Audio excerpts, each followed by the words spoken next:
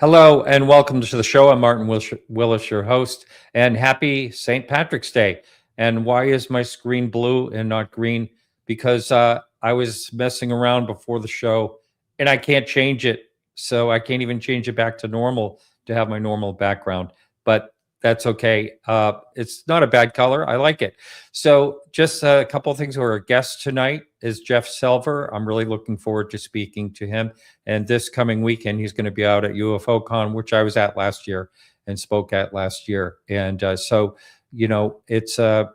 I don't know if they do any live streaming from there or not. I'm not really sure. But that's if you ever get a chance to go up to Northern California about this time of year every year. It's a great little conference up there. So the blog this week by Charles Lear is Silver Suited Humanoid Reports. This goes back, as you know, he's Charles Lear. If you've been paying attention to the show for over the years, he is a history buff when it comes to UFOs. So he does a lot of research. And this is back in 1973.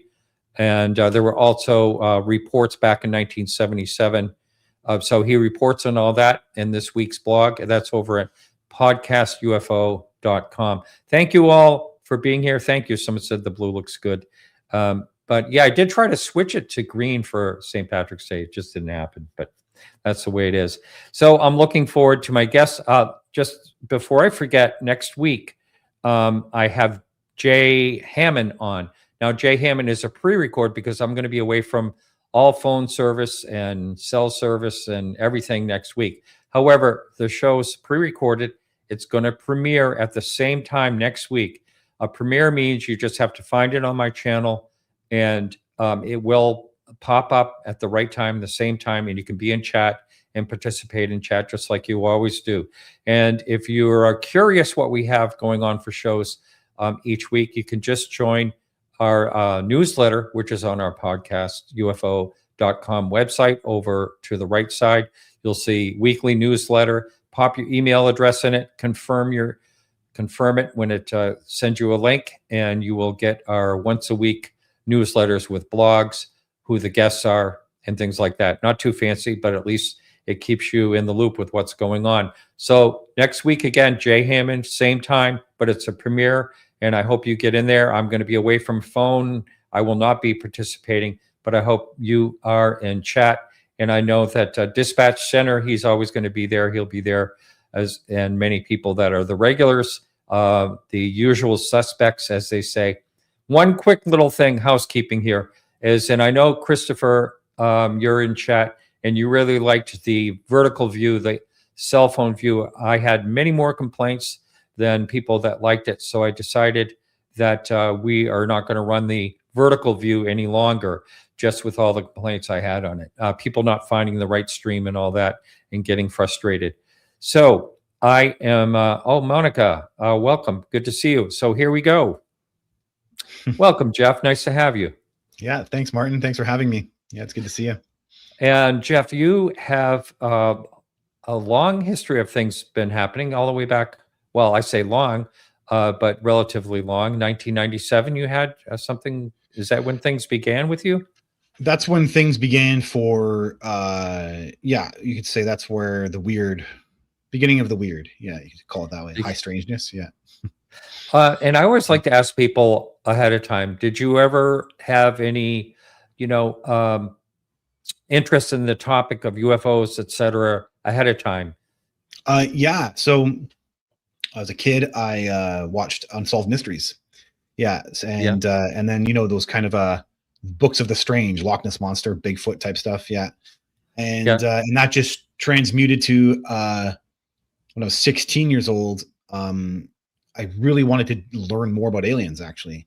And a girlfriend at the time referred me to Whitley Strieber's Communion. And that was in 1993. And so I read that.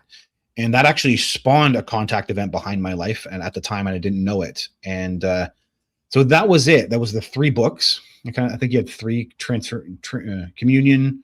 I think Transformation was another. And there was a 3rd. And then that was the end of it. I was into more spiritual content for a period of my life while I was traveling, having weird events happen to me. And then that was it. I was a musician, and then I grew up as an adult, and I stopped focusing on all these topics until it all unraveled for me in 2019. Yeah. I should do a survey of how many people that I have as guests that are musicians, Oh, because yeah. it's like there's so many of them. I don't know if there's any relation to that, but I did a pre-record with Jay next week. He's a musician, songwriter, but Yeah. it's constantly, almost all my guests have some type of musical interest or are musicians of one kind or another. It's, Yeah. it's I pretty believe amazing. that. Yeah. Yeah. It's right brain instead of I think you can't be too analytical about this content. Not to say that when you're looking back at it, but when you're going through it, I think that you need to have a bit of that feeling of surrender that you have in the creative role. The when you got a song to play, you got that creative thing going on. You have kind of an internal surrender that you kind of learn to let go of. That the maybe more analytical people don't know how to do. And I think there's something like that. I think there's handling the abstract and all those kind of ideas that are predispositions for alien contact. Believe it or not, I believe it. Yeah, and also artists. I should say that you're right. Yeah. Artists as well, not just Yeah, any all artist, I that. agree with that. Yes. Yeah, Mhm. 100%. Yeah, how about that? Yeah. So, they used to call it abductions, or Right. now they say experiencers or things like that. So, Yeah. right off the bat, when your first encounter happened, is that did you know what was happening, or was this a big puzzle in the beginning for you?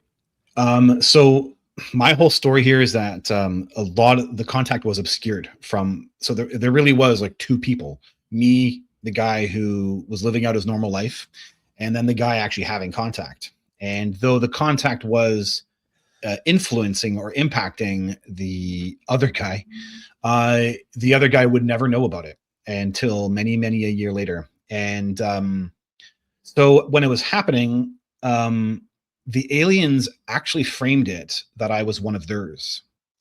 So it had a much more relational thing going on. They said I had their DNA. They called me one of theirs. And even when I was a child, all the memories came out. Yeah, they're saying you are our children. And I was with other children at the time. So yeah, they then when they were showing up, you're not framing it as abduction, and you're not really framing it. You're just framing it as relational. So they're showing up again, kind of idea. And and they always, and it was it was happening in a way that you didn't have a lot of time to self-reflect. And once they showed up, they're busy.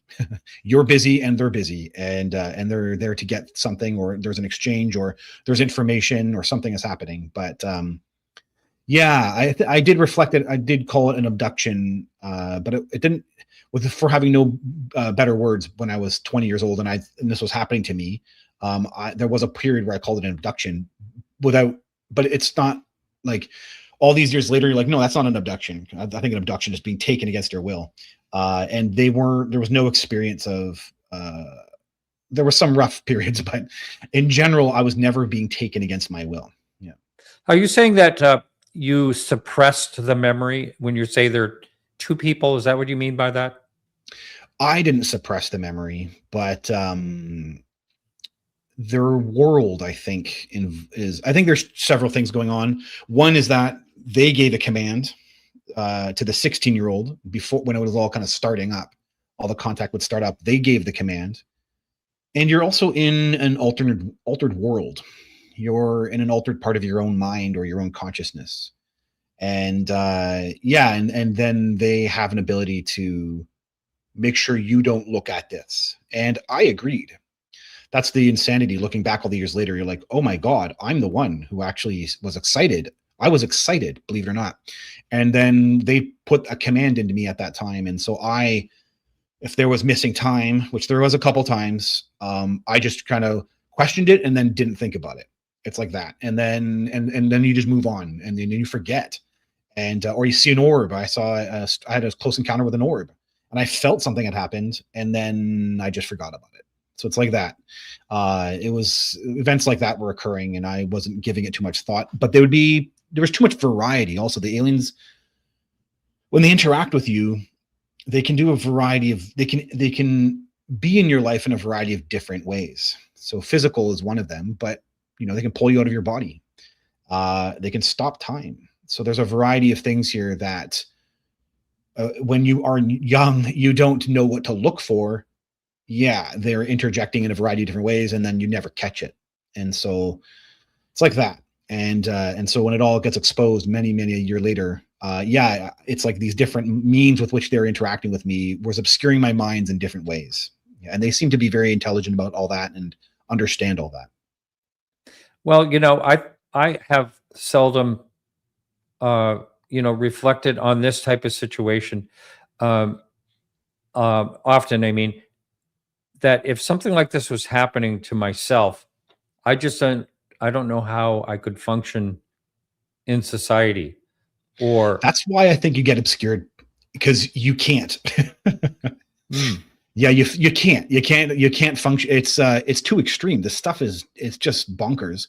Never mind, they're not translating it for you, so you have to eventually figure it out as a human on your own. And yeah, you can't. I don't think you can, and that's why it makes sense to give someone a lot of experiences, and maybe they're intense, like they were for me, and then at a later time, when I have more maturity, they open up, and then you're distant enough from the effects in your own life that you're like, oh my God. Because I would have been, there was a whole bunch of different things that would have happened had I had awareness of the contact earlier. Mm-hmm. Here's a question in chat. People, if you are in chat and you want to post a question, please do as this person did, and that's all caps if you would. Do you see events before they happen too, sometimes right away? So I haven't had any contact since. let's reframe that. Okay. So the physical contact that I was having, I haven't had that since 2017. And even at that time, I wasn't aware that I was having contact. So now it's all kind of like this orb and UAP stuff that's kind of flying around. But I haven't had contact like that since. So I can't say if I'm aware of it ahead of time or during it even. What they are for me is a stack of memories about these exposure around weird events that were in my life, and sometimes with other people. And even they weren't aware that's the result of contact. And so it's kind of that's just the nature of this case or of my story. Yeah. And what did you feel as though they wanted from you? So my story is a bit strange and different and interesting, I think, and unique, I guess. And I think most of them, the longer I've been in this, I think everything is unique. They just don't repeat things. It's so fascinating, actually. And so I had a very bizarre event happen to me when I was 20 years old, and it was 1997. And it's what I call a consciousness event. So you can just say it was, it's God awareness, but it was like, it altered my body. That's the most crazy part. I saw the cells of my body have light in them. Now, maybe that's a bit woo, but what happens when it's real? What happens when it alters you on the inside? And there was a message to leave my life. So that was combined with this spiritual idea of like I think it's called, and anyway, I think of like an indigenous, like, leaving the tribe and then kind of going into the forest. I think there's actually I know the Aboriginals had in Australia had a ritual like this, and it's something like that where I felt I was being told to do this, and it was combined with this alteration. And when I did it, that's when I began seeing anomalous activity in the sky, and I had close encounters with a couple different things and objects, and so what I didn't know was happening was that event altered my biology, which they initiated. Then when I was traveling, they were taking my biology. So there was like a hybridization thing that was going on, or that they were taking it for. And so it altered my DNA basically. And so upon doing that, though, they were telling me things. So it was kind of like an exchange. So you do this, and then we'll tell you what's going on. And so it was like a slow moving compliant thing. And then it got hairy in the end of 1998, the fall of 1998. But it was the hybridization or all that biological stuff lasted for a year in 1998, and they stuck around after that. So it was biologically focused for a period, and then they stuck around. But yeah, they gave me information. So like what they were doing with the hybrids and why they were even doing that. And yeah, and the whole point was that they planned to put themselves here.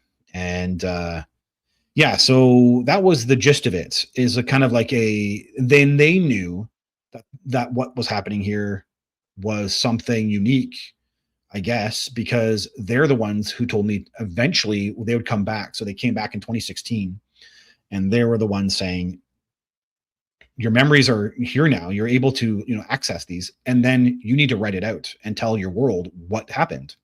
And so they were the ones who wanted me to tell everybody that they're coming. So that's kind of the gist of it. And there will be a city is basically how it got framed. And so that's why. So I have a book, The Rising. By the way, for your audience, not that I'm selling my book, but that everything's documented. So I'm not, making anything up on the spot here. Everything's documented and for transparency, really, and especially with alien contact, I think that's very important. So yeah, that's what they did in 2016. They told me to tell the world that they're coming, and from where? From where are they coming? Well, I mean, they didn't really extraterrestrial, or I mean, yeah. So this has been an ongoing relationship. So I have more knowledge about that now than I did at the time, actually. So it's very interesting. Where the contact, they remained elusive about their origins, saying they were from Zeta Reticuli at one point. But I think I understand more of these things now than I did when I was having the contact. So at the time, they kind of made themselves out to be stewards of the planet, actually, almost, and that they had seeded us, and that there's time for a new human is kind of how they framed it, actually. So an idea of updating DNA or updating genetics, and so they framed themselves in this kind of manner that they had already helped us in the past, and that now there's time to change some things up and to help us even more, I guess you could say. So that's how they framed themselves, without fully focusing on their kind of society. They were more focused on, hey, this happened in the past and we were involving ourselves, and now it's time to update things. I now believe they're originating from, and I'm going to say it, who knows how it gets handled here, from an alternate Earth dimension in the future. So I'm pretty convinced that that's where they're originating from. Well, that's as good of explanation as any, if you ask me. Yeah, I guess. Yeah. When we don't know, right? When I feel like I know, because I feel like I have enough evidence to back that up. But yeah, that's what I was shown. Yeah, and we'll talk about. I'm going to need to know a little bit more about what you consider evidence. But Mary Grace is asking this question here that I was just going to ask you. So, how was your DNA changed? What happened to you, and was it medically documented? Medically documented. I'm going to ask basically the same question. There was a doctor. Yeah. I healed fast, and my body became sensitive to processed foods. But when you're a 20-year-old, and this happens to you privately, and like, who's there to document this stuff, right? Like, I documented it happened. That's about it. And it's like the experiencer predicament. How much of any of this is documented? Right? Mm-hmm. Like, no one's documenting this content for you. You're treated like these are just crazy things, right? So, yeah, no one documented it. Though there was a doctor. So I actually did get injured. And in almost the peak of this, kind of just weeks after one of these events happened, I punctured my foot, and I had to go to a walk-in doctor. And yeah, I healed fast. I healed in a week. And that was just I considered it one of the effects of this thing that had happened without understanding what had happened to me. So, yeah, no, there was no documentation about it, except for, if someone ever wanted to try and dig that up, that was in Victoria, BC here, where I walked into a medical clinic. But that's about it though. Yeah. But that's sensitivity to processed foods, healed quickly. And the other was I needed nature. I can't really explain that, where I needed to be around or in nature, and I felt like I was getting something from it. And yeah, and that's the peak. That's what that experience generally was like. And I was living on my own. I was isolated, and I was traveling at that period. That's what the messages were all about, was to travel. And then they were showing up indiscriminately and periodically, but they were showing up. one of you mentioned that they seeded the planet, Mm. and that is kind of a discussion I had way before I ever got into this with someone that I asked a question that supposedly was in a special task force in the Air Force. Mm. This was an insurance agent of mine years ago, and I basically asked him, what do they want with us, as far as as far as the government knows, and he said that we're a petri dish. That was his answer. Right. Yeah. And So there's a problem here. I agree with that, but it's like half of the picture. See, the entities I know are originating from the afterlife. And if you don't have that perspective or don't take that information in, then you don't get what the petri dish is about. And if you don't know what the petri dish is about, you're going to be terrified. This stuff is the stuff of nightmares. But if you know what their intentions are, at least what they're originating from, and why they would even do that, then the purpose behind it is a lot less scary. And the fact is, the entities I know respect souls, or they respect the consciousness in the body. And yeah, but they do see bodies as this kind of like, I guess container, maybe, probably something like that. And I do think that they move around in bodies very easily in amongst their own space or dimension or world. Yeah. And when they said, and I'm going to be posting some more questions up here on chat here in just a minute. Thank you all for posting them. But when you say stewards of the planet, oftentimes you hear people that are hopeful for that because, we're very much able to blow ourselves up. I don't know how many hundreds of times, but, just with nukes alone. But I think people are hopeful that it would be stopped by an outside, like an alien civilization or something, stopping it. I don't think that's really the case. But what do you mean by stewards of the planet? Yeah. Well, I can only tell you to the degree with which I have, but their involvement with us, and then, to the degree, and from what I learned from them is that they don't want to. The planet's at stake here, actually, is kind of the big picture. The planet's at stake. And I do believe they used it in the past. And that's the gist of it. I think that they used it in the past. The planet's at stake, and they did seed us. And I'm certain, I believe, for the purpose of hybridization seeded us at one point for the purpose of us moving through our genes, or moving through, eroding out maybe the bad genes throughout the thousands and thousands of years. And then while making sure that the planet was able to be used. That's my best, understanding of that. Yeah. So as a steward, but then also there's something going on here with the afterlife. There's something going on here where the entities are, there's something going on here where they may have made agreements, and they may have been doing that for like thousands of years, and this whole angel stuff. And I actually, like, the entities I know kind of like cross over with this, and it's not that they are angels, but they may get interpreted that way when they're coming from their dimension, and then the role that they're very aware of that role, and then they're trying to impact humanity in a certain way. So I think that that's what I mean by steward. They're shaping. They're like kind of purposely shaping at times. And I don't know if it's the same species, but tiers of that species are definitely all in on it together. And Okay. Here's another question here. Have you ever been hypnotized, or can you even be hypnotized?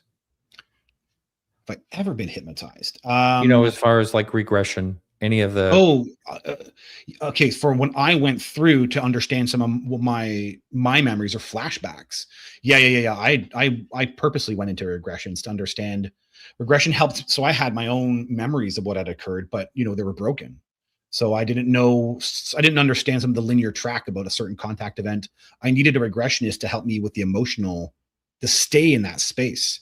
So the regressionist helps you, if you're terrified, you don't stay in the memory, right? You pull yourself out, and then the regressionist keeps you there, and they say, okay, what's happening now? And they help you with that moment and to keep you grounded in the memory so you can understand what the hell had occurred to you. So yeah, I definitely did that. Did you do that, or are you looking to do that? No, I've done it all. It's all done. Oh, you I've have? done it all. Yeah, Ah, that's what the story is an understanding about what the hell all that was. I had to do it first. I had to understand what the hell had happened to me, and what they had done with me. So yeah, I've done all that. I don't have any mysteries about what had happened now. and you, of course, you know, when someone's listening to this, they're going to say, well, what evidence do you have for any of this stuff? Yeah, please shoot. Just So, name something. What part? What part? And I can delve into it. Yeah, I'm yeah, certain. okay. What It sounds like I skipped 10 steps or what something. physical evidence of any kind do you have? Do you have any physical evidence of Wait. what was happening to you? Okay. Well. Okay. So what happened? So okay. Well, for me, I have there's evidence for you, and then there's certainty about what happened to me. So are you saying that? So like this stuff interacted with my life. It shaped me, right? So I like it is the source of that shaping. So like what? Like give an example. Like so I All had right. an Well, event in 1997. let's say, what kind of corroboration do you have? Any corroboration from any other person that witnessed what you were going through? Oh, well, just people in my life. Like, yeah, at the time. So, but that's the point of it all. No one was there witnessing the alien contact. And there are definitely some people who were there at the time and who are part of the contact. And I don't believe they knew that they were having, or that they were, that one event occurred to them. I've reached out to them, but there's no desire for them to understand that. My parents were slightly involved. My aunt and uncle had a close encounter with the UFO. But again, you have to want to know that, right? And some people don't want to know about it. And that's what you live with. Like, yeah. And so I have my own so I mean, you have to think of it this way. So, okay, yeah, there's a pile of memories spawn from an individual. Okay. And then a bunch of weird events happen to that individual. So yeah, okay, sure. They're just crazy little memories from a person. But then what happens when you start finding the things that these entities talked about? Other people had heard those things. What about the weird, bizarre methods they used that your brain literally can't make up, like a spiral coming out of her right eye to hypnotize me and do a command into me? Turns out that was in David Jacobs' book.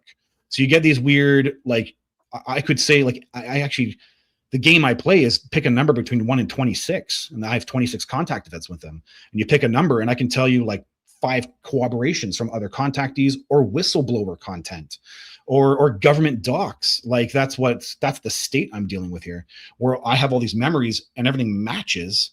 You're like, oh my God, I'm not just right. I actually went through this, and it's real. And that's the shocker. And so, you know, So what do you mean by government documents? What do you mean? Okay, so they're from the alternate Earth dimension in the future. It's a good one to use, and I'll be using this at UFO Con. Well, there's a 1947 document from the FBI vault, right, that explains exactly what I saw. So they are from an alternate. So you'd have to pull up that document if you don't fully know. But it's so let me see if I can do some of it off the top of my head here. So the document explains, it's page 22 of this FBI doc that was dated 1947, July 8th, 1947. So like the day of Roswell. And there's this document in the FBI vault available for the public. And the entities describe where they're from. And they're from an alternate astral plane, it's called. Well, that's what I witnessed. It's this other dimension that's stacked. That's like, the stacked dimensions, I guess is the idea. And it's right here. It's linked to our Earth. That document explains the same thing I saw, which it's part of our Earth. So it's an Earth in another dimension is what it is. And they don't mention the future, but Colonel Corso, apparently his son is speaking publicly about these things and says, yeah, we have the docs. So I got like, this is all the stuff I'm putting together for that presentation. I got a couple different, avenues I'm pulling from. And some of these guys talk about the future. So Colonel Corso's son talked about the future. Jacques Vallée talks about the future. And and so that government doc is an example. So I saw this first. And then when I see that doc, you're like, oh my God, like, am I supposed to sit here and say, no, I don't really know, guys? Or do I say, holy crap, I was shown and I know for fact, right? That's the difference. And so I'm a confident guy. I know what the hell I witnessed.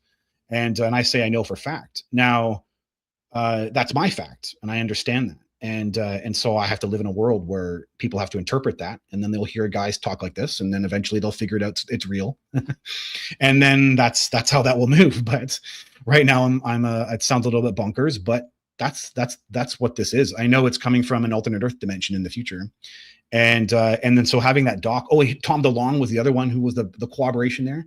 So Tom DeLonge talked about this too. So, and his information comes from that guy who's missing now, General McAllister, I can't remember his name. So that guy who's missing is the information where Tom DeLonge got this information, that they are from a future timeline that is next to us. That's how Tom DeLonge described it, a civilization alongside our own.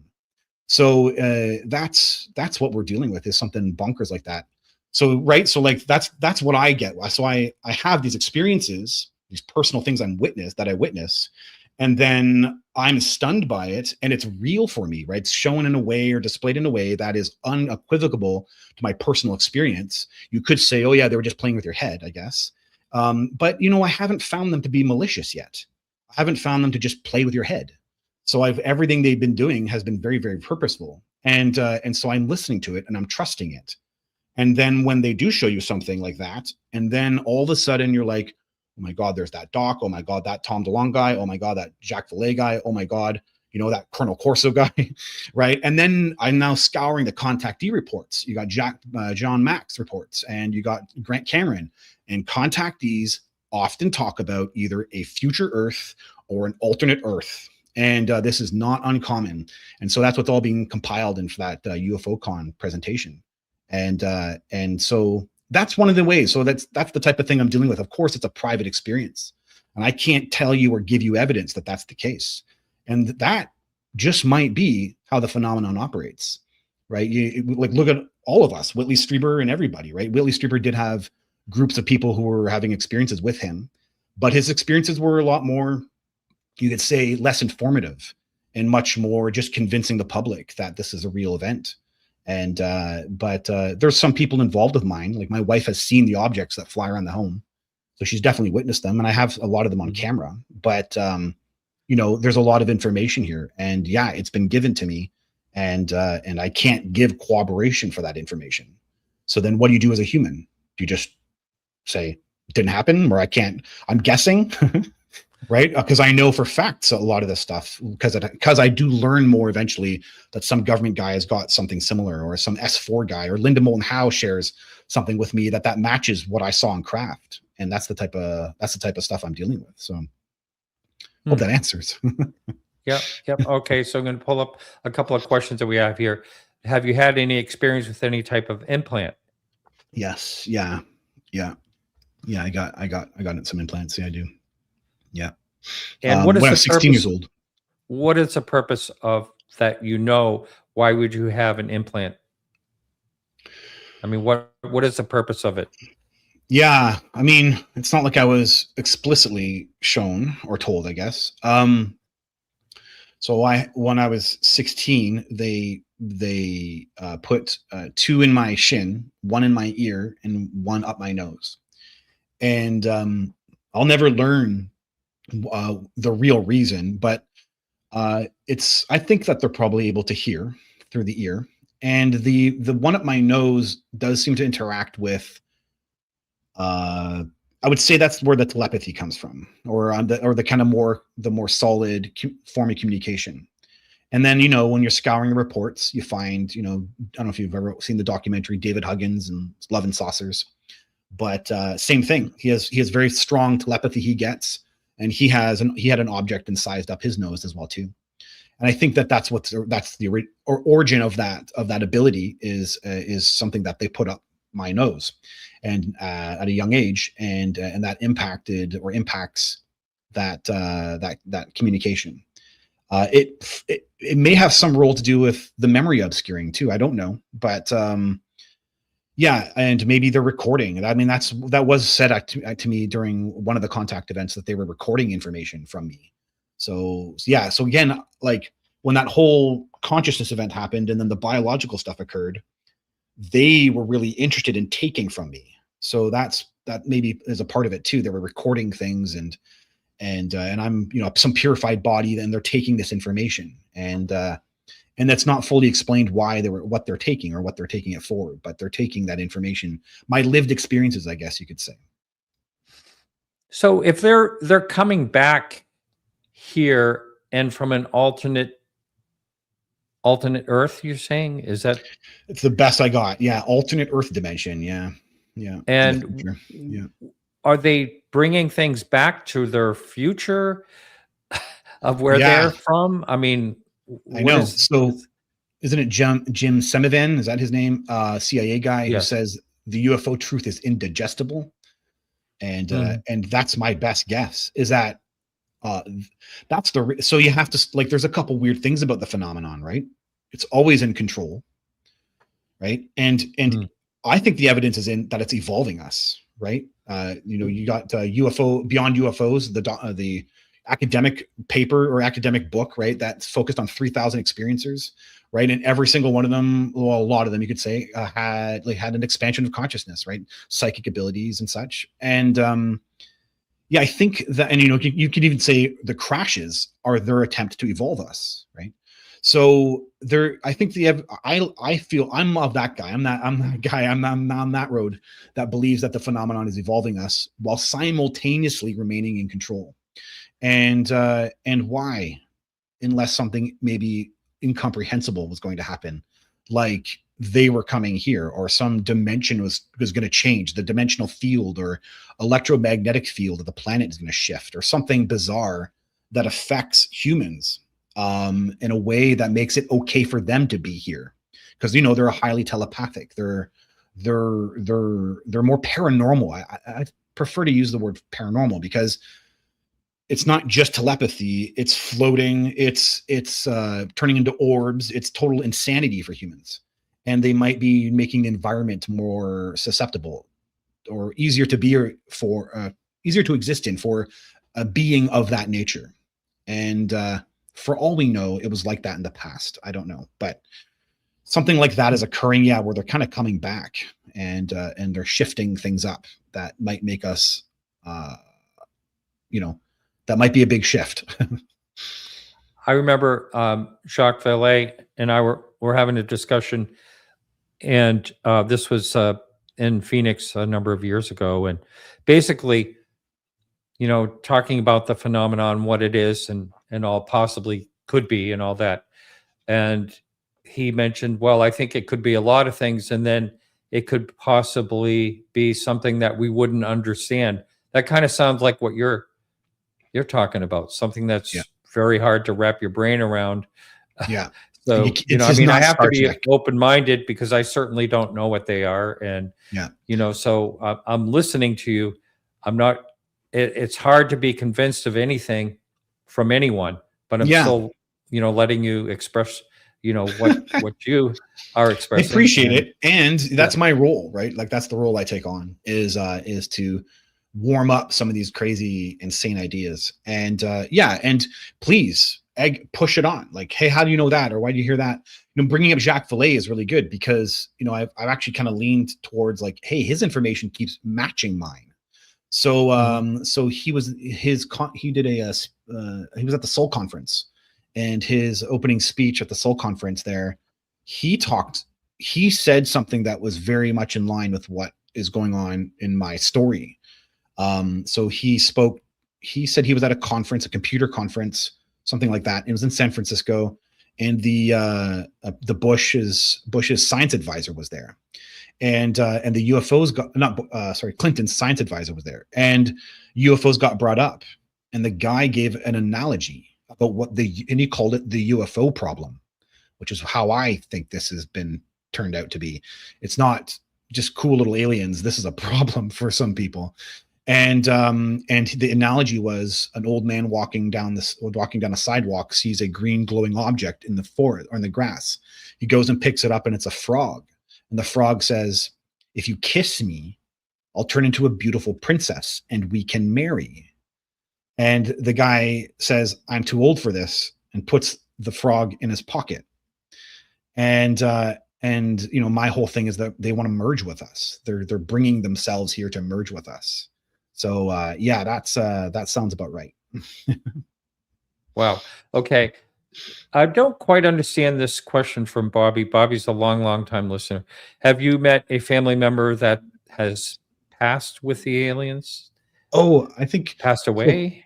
Someone who's passed on and then is maybe on craft, maybe. And I've actually, funny enough, have heard of that. But I have not experienced that. I have met someone, a close experiencer friend of mine, contactee who's public, I won't mention them, saw their children before they were born on craft. Yeah, stuff like that. Yeah, it definitely happens. Weird things like that. Okay. From Mary Grace, when you mentioned that the aliens are part of an afterlife, what did you actually mean by that? Yeah, let's go there. So they show me the afterlife on craft. So that's and maybe you could say, well, that's an illusion. And it was holograms. So it was the death of my last life, arcing into the afterlife, and then the birth of me. So the birth of Jeff Selver. So it was like a scene is what I watched, like a timeline. And they cut things up, but it was I witnessed this transformation of, so I died in a last life, and I have the problem is that you can't fake past life awareness, right?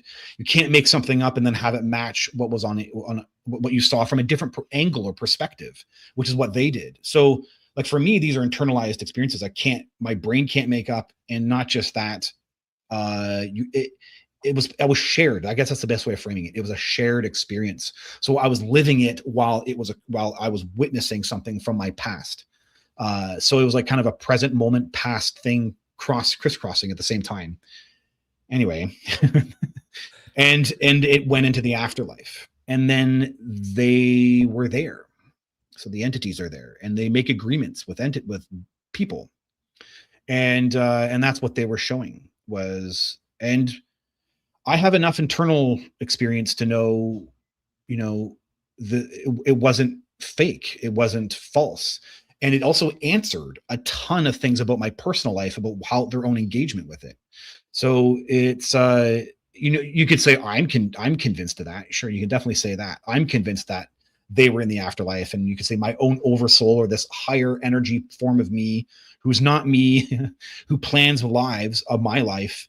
That part of me made an agreement with these things, these beings, these entities. And I think that speaks a lot to, first off, this whole body thing. I mean, you can just go back to Bob Lazar, right? And Bob Lazar's the crash retrieval guy, one of the first whistleblowers, right? And his whole thing is he saw a document that said the aliens think of us as containers.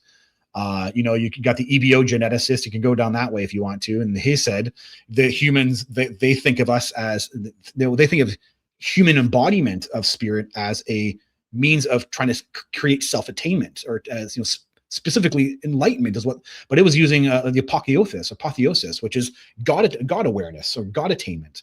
So the entities that I'm interacting with definitely are aware of these types of things, aware of the search for spirit or the search for soul, and maybe themselves are not don't think of themselves as the body. So then they're able to have an awareness about other dimensions that the spirit goes to. So that's what this was. It was an exposure of kind of the behind the scenes. And yeah, I mean, so far, everything I'm interacting with displays itself to, have that type of awareness when it's engaging with someone.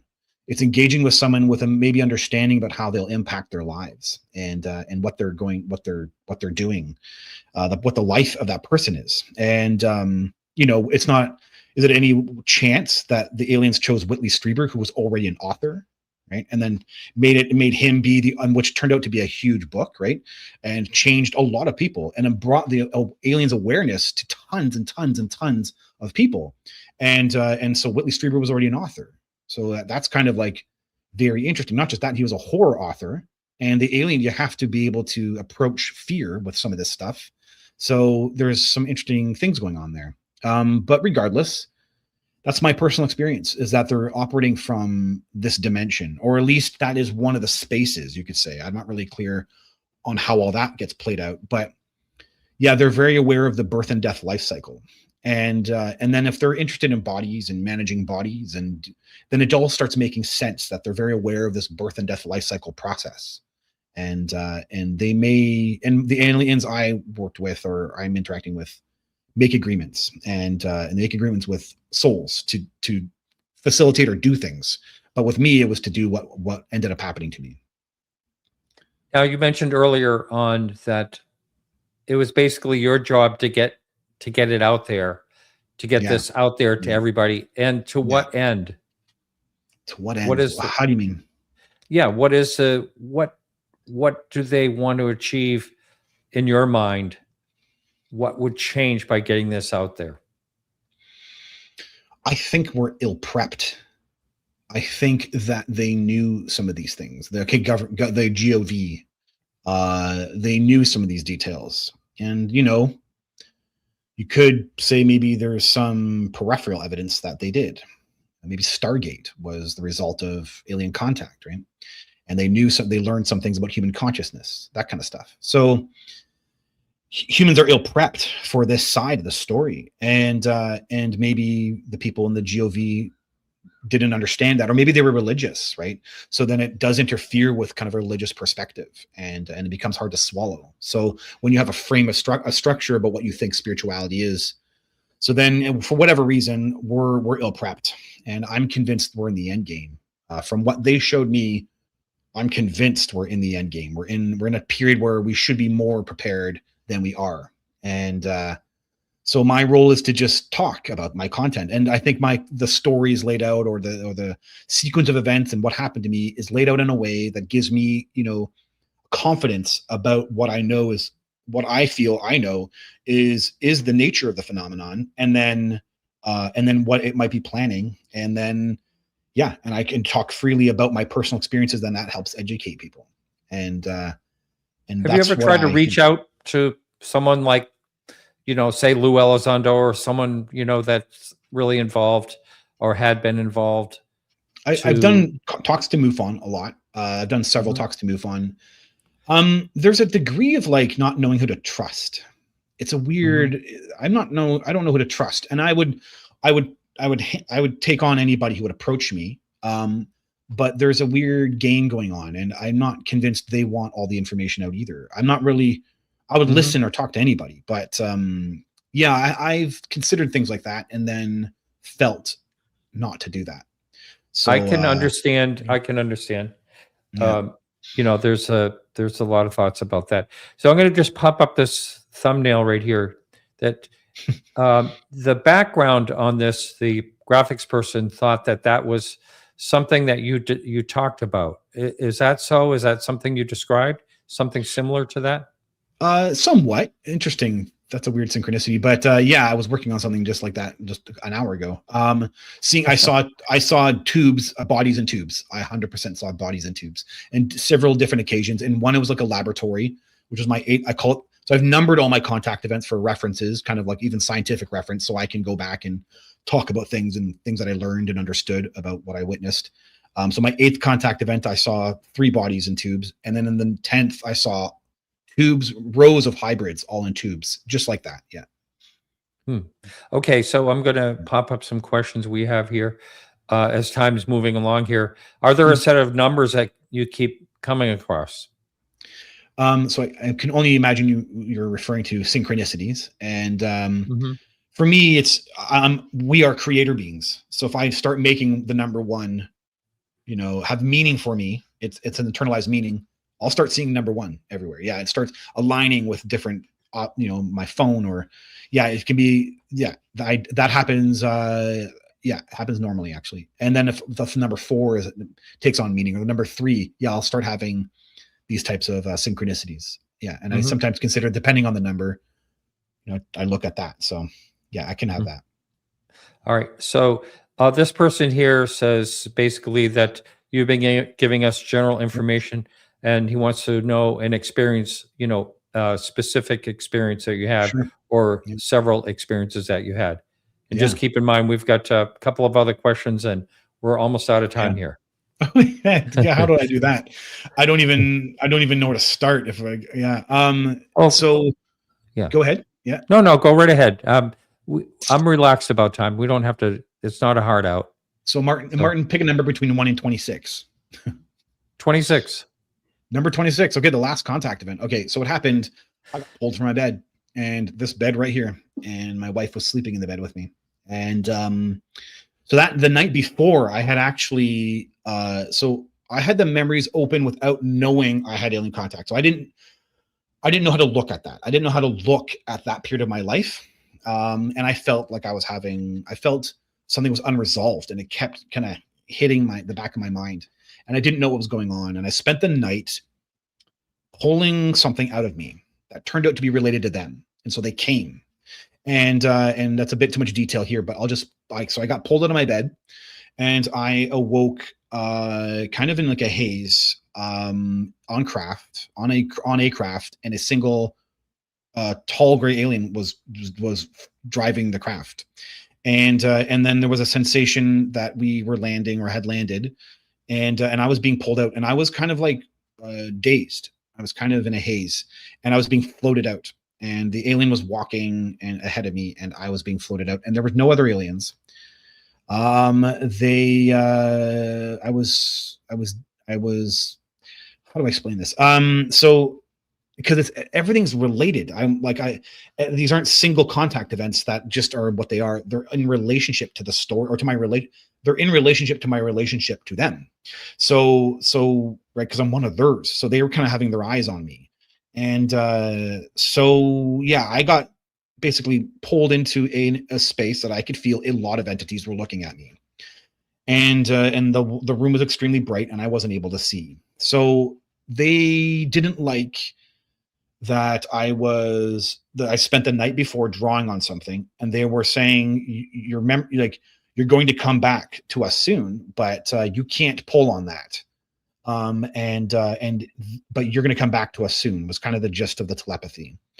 And I was made to feel guilty for having, when I say pulled on it, I just mean I was being creative about something that was tied to them, and that I didn't know I had alien contact. That's the best way of framing that. So then they were aware of me doing that. And so basically I got taken into a medical space. And after this, I got floated. Didn't walk at all. I was floated the entire time. And I was put onto a medical thing. And who is here is this, I call it the leader. So it's not a mantid, but it's the archetype of the mantid. This thing didn't look like a bug. I call mine an aardvark. He had a snout. He had massive eyes on his head, big yellow eyes on the side of his head. And he's got his hands that do kind of have, they're shaped, or they're held like this. And he's got tools in his hand. And I'm placed under him, like on a bed. And he's got that big eye looking down. And he makes a joke. And he says, "This one's going to make great parts." So he's talking about me being used for parts. He's like, ha ha ha, and he's laughing about it. So they have some sick humor, I guess. And so on my perspective, I could see the crazy eye, and then there was my body was on a screen there, and like my body, but it was like medical content was associated with it. So like I could see into like parts of my body, and he was testing things, so I could feel him testing. He tested something to do with my ear, and there was like a testing of the implant, and he poked at some things in my ribs, and then they instructed them, the other alien. There was like a gray alien here, and instructed him to float me up and then turn me upright. And he put these lines on my back, and I could feel these etches were being scratched into my back. And that's basically it. And I was floated back. And when I'm floated back into a craft, and then I come back here. And when I come back to the bed, I've got these massive scratches all over me. and it terrified me anyway, and terrified my wife too. So at first we didn't notice. I had to get up, so it was a weird night where there was only 3 hours of sleep because my wife was going away, and so I get up and I go and I have to take her, and I put on a shirt and I can feel them, but I'm not conscious of it just yet. Take her to the airport, come back, I roll on them and I can feel I'm in discomfort, but I'm still not thinking about it until I'm in the shower. And once I'm in the shower, they sting. And that's when I take a look and I take a shot, a picture. And yeah, there's these massive scratches and they're perfect. Like they're perfect lines. Like, I don't know how to frame it. Like, here's a book, but like, just like a line all over the place. But they're perfect. And it makes no sense to me. It seems paranormal. At that time, I was having paranormal activity that was kind of like really ramping up. Doors opening, things going missing, coming back. Things like that were occurring all over the place. And so this just seemed right in line with it, and it terrified us. So I thought it was paranormal. And I took a picture of it, but you know, you're alone in this stuff and you're not thinking someone's going to take this seriously or think it's that or this. So we were terrified of it, and I didn't like having the picture. So I deleted the picture. And all these years later, I've done everything I could to see if I could, you know, iPhone backups or whatever. I could see if I could grab that, and I couldn't. But she saw it and it got sent to her as well too. And then she was terrified and she didn't know the origins of it and didn't understand. Like we just kept arguing about it. I didn't go anywhere, right? Like I didn't go anywhere. I sat there. You were there. What the hell? And you know, she's confused. I was confused. And then it got left like that. And we didn't understand the origin of it. And then all the years later, once the flashbacks started occurring, that night was deeply associated with that crazy creature I saw. So this thing with the yellow eyes, with cat slit eyes and the weird eyes on the side of his head, who I would actually see several times in the contact events, but hadn't seen for years at that point. And there was a sense of familiarity, even when the memories were exposed. There was these broken memories of this crazy ass creature. And so that's how it ended. And I won't have, there'll be no more physical contact events like that. Everything else now, it was from like the present is all UAP and like telepathy from craft and stuff. It's crazy. But yeah, that was the last. That's how it ended, is kind of you'll come back to us soon. Yeah. Yeah. How about siblings? Do you have any siblings? Yeah, I have 2 brothers. Yeah. Two older brothers. And have they ever had anything happen? No. Well, they were involved without knowing they were involved, and as a youth, as a kid. But they don't identify with it, or they don't understand, or they don't know. And there's nothing anomalous in their life. The only one who had some type of anomalous activity is my mom. And she had like out of body experiences when she was younger. And that was it. And then my aunt and my uncle had a close encounter with a UFO. Yeah. And that's about it.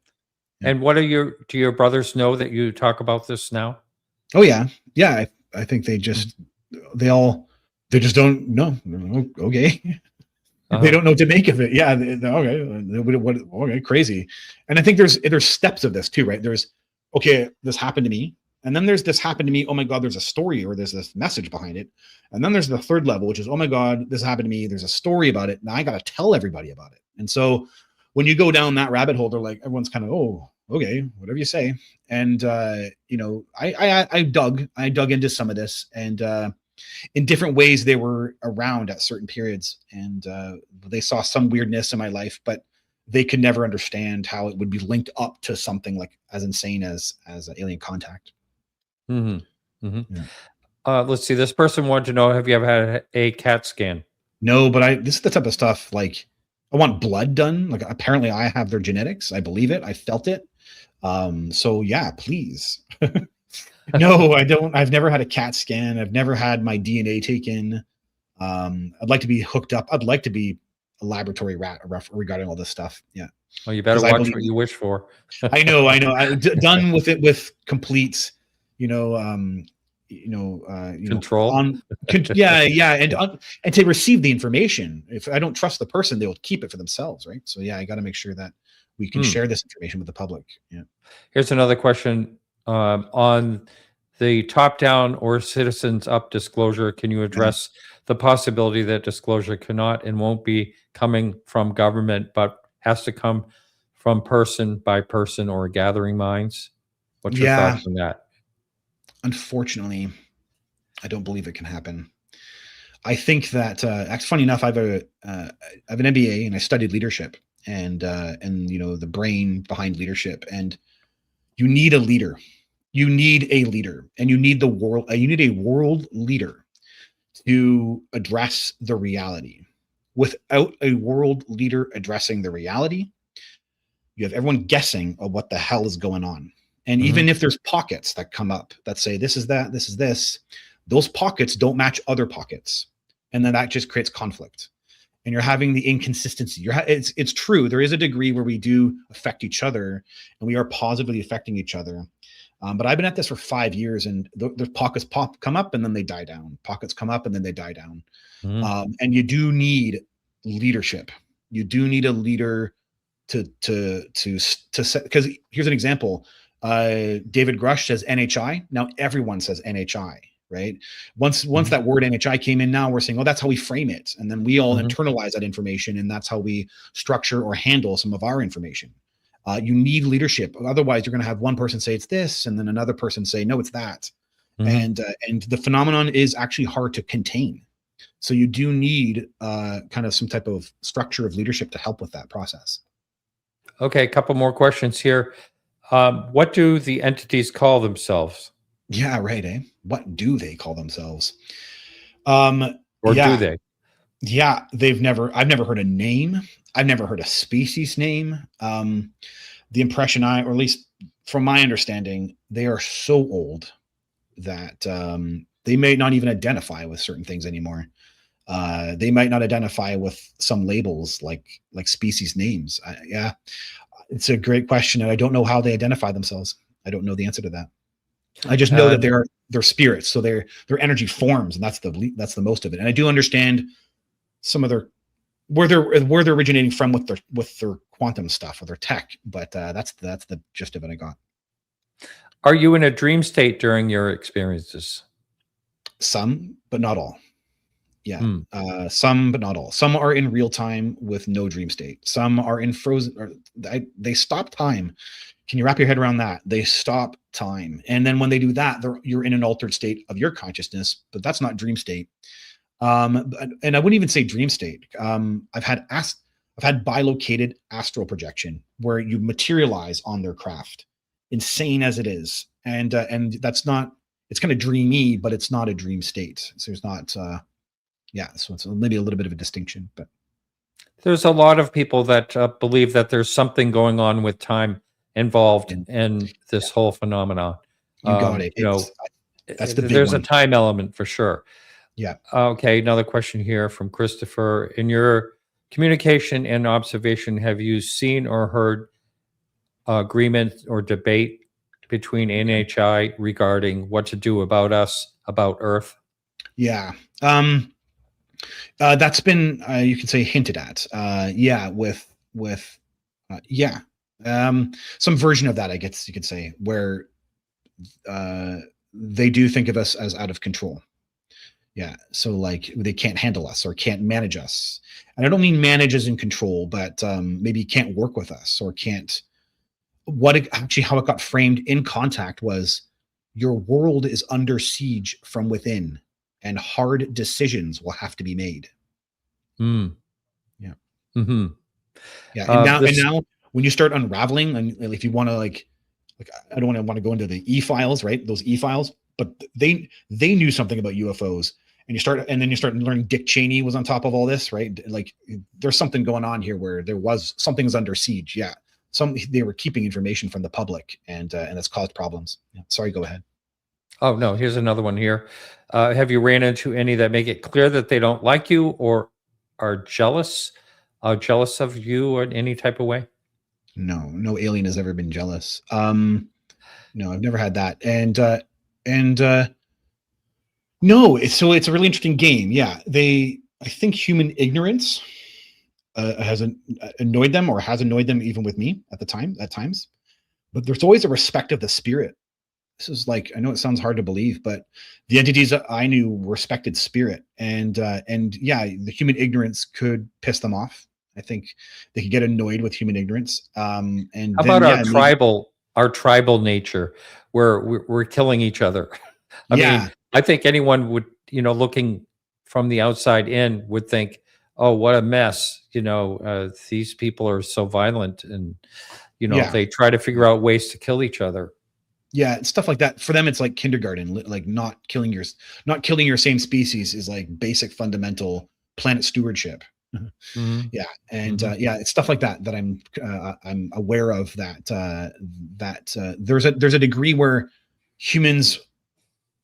Yeah. Okay. So imagine, there's a time thing that's hard to swallow. There's a spiritual thing that's hard to swallow. An afterlife thing combined to that. Paranormal thing all combined together. Human potential thing that we're kind of not fairly clear about. And then out of nowhere, there's also a maybe not judge us. I don't think that they judge us, but you might have to get prepped for a mind frame of a species looking down and saying, "What are you doing?"